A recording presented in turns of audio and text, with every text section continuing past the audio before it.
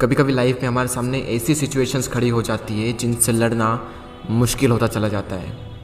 हालात हमारे कुछ ऐसे हो जाते हैं मानो सब कुछ खत्म हो गया हो। दूर दूर तक सिर्फ अंधेरा ही अंधेरा दिखाई देता है। कुछ समझ नहीं आता कि ऐसी सिचुएशंस में करें तो करें क्या।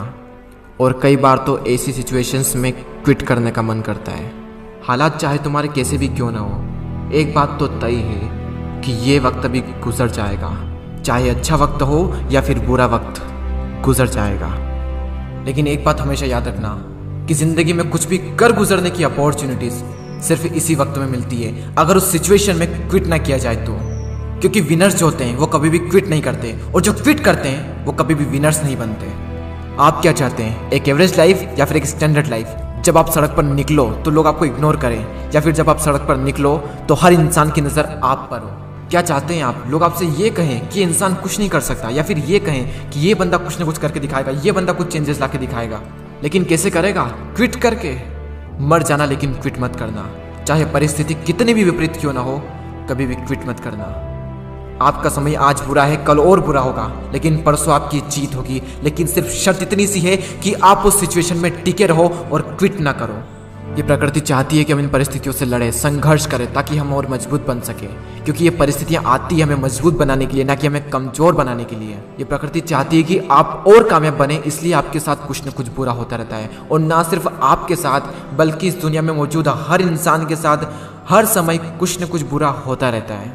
ये प्रकृति का नियम है, हम इसमें कुछ नहीं कर सकते। हमारा क्या कर्तव्य है? हमें सिर्फ इतना सा करना है कि टिके रहना है, चाहे परिस्थिति कैसी भी हो।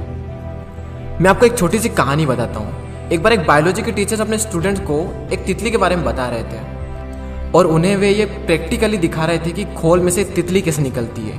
और वो टीचर ये कहकर चले गए कि कोई भी स्टूडेंट्स उस तितली की मदद नहीं करेगा। वहाँ पर जितने भी स्टूडेंट थे वो ध्यान से उस खोल में से तितली को निकलते हुए देख रहे थे।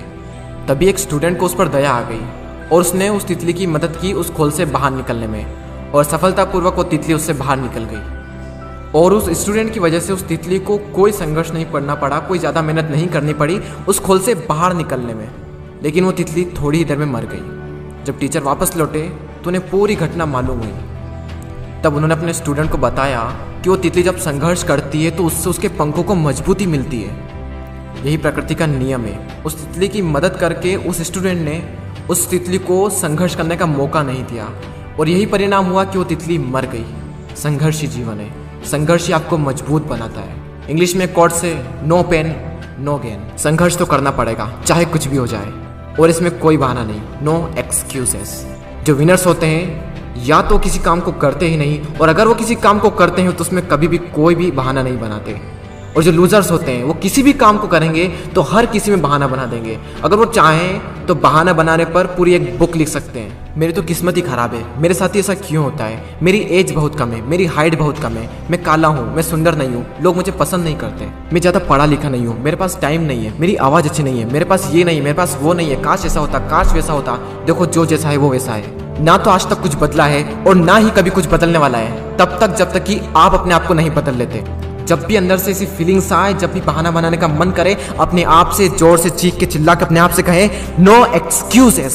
कोई बहाना नहीं। जहां पर भी आप काम करते हैं, जहां पर भी आप पढ़ाई करते हैं, जो भी आपका वर्क प्लेस है, वहां पर कागज पर लिखकर चिपका दें नो एक्सक्यूजेस। कोई बहाना नहीं। मैंने भी अपने वर्क प्लेस पर ये लिख रखा है नो एक्सक्यूजेस, और आज से आप भी कसम खा लें कि कभी भी जिंदगी में बहाना नहीं बनाएंगे।